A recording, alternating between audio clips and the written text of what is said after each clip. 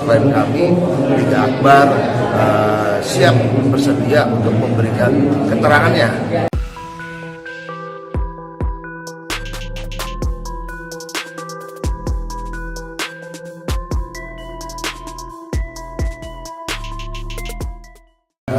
Minggu kemarin kuasa hukumnya pernah komunikasi dengan kita termasuk untuk bisa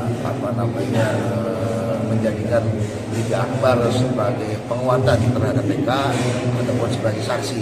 Ya, kami dan klien kami juga menanggapi positif karena gimana pun juga Saka Tata harus tetap dibantu. Dan insya Allah klien kami Liga Akbar siap bersedia untuk memberikan keterangannya apabila dibutuhkan oleh kuasa hukum Saka Tata.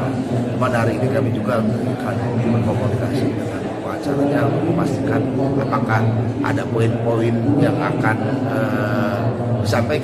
bisa disampaikan oleh Liga Akbar dalam persidangan PK Saka Tata. Kira-kira yang paling kuat sekali poin apa yang kira-kira akan bisa dijadikan novum atau keterangan saksi? Apakah memang tidak ada aksi kejar-kejaran itu atau seperti apa? Poin apa?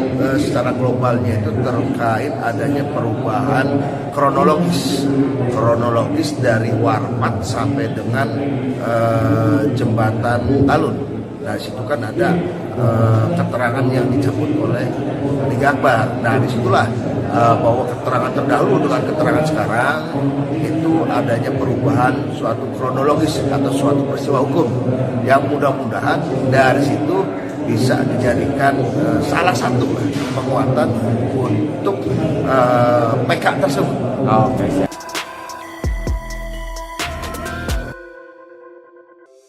Di antara banyak sumber informasi, kami layak dipercaya. Karena kami menggali lebih dalam, berpihak pada kebenaran,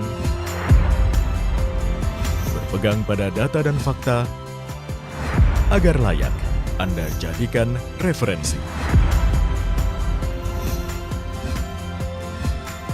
Kompas TV, independen, terpercaya.